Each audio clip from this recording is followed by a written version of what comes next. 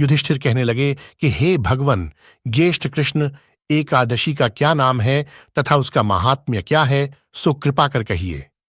भगवान श्री कृष्ण कहने लगे कि हे राजन, यह एकादशी अचला तथा अपरा दो नामों से जानी जाती है। पुराणों के अनुसार ज्येष्ठ कृष्ण पक्ष की एकादशी अपरा एकादशी है, क्योंकि यह अपार धन देने वाली है। जो मनुष्य इस व्रत को करते हैं वे संसार में प्रसिद्ध हो जाते हैं।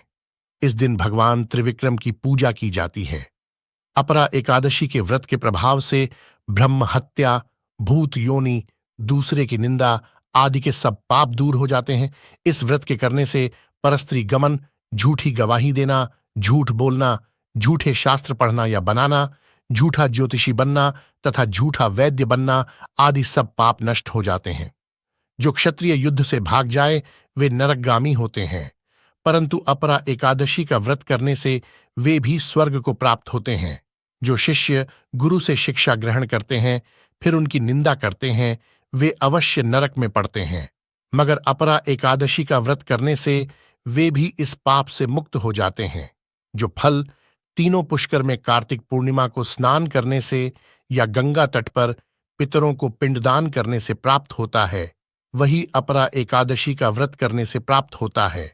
मकर के सूर्य में प्रयागराज के स्नान से, शिवरात्रि का व्रत करने से, सिंह राशि के बृहस्पति में गोमती नदी के स्नान से, कुंभ में केदारनाथ के दर्शन या बद्रीनाथ के दर्शन, सूर्य ग्रहण में कुरुक्षेत्र के स्नान से, स्वर्ण दान करने से अथवा अर्ध प्रसूता गौदान से जो फल मिलता है वही फल अपरा एकादशी के व्रत से मिलता है।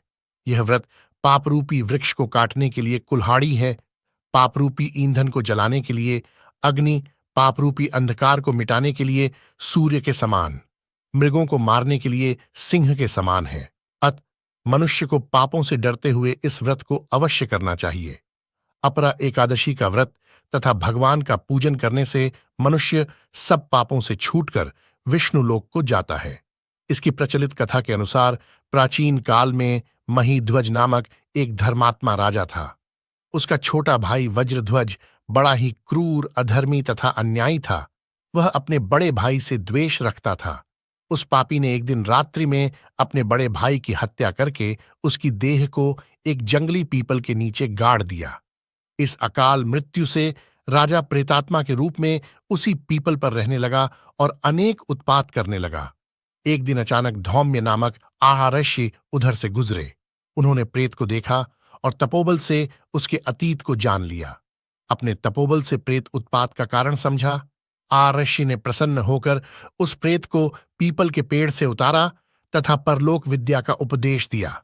दयालु आहर्षि ने राजा की प्रेत योनि से मुक्ति के लिए स्वयं ही अपरा अचला एकादशी का व्रत किया और उसे अगति से छुड़ाने को उसका पुण्य प्रेत को अर्पित कर दिया।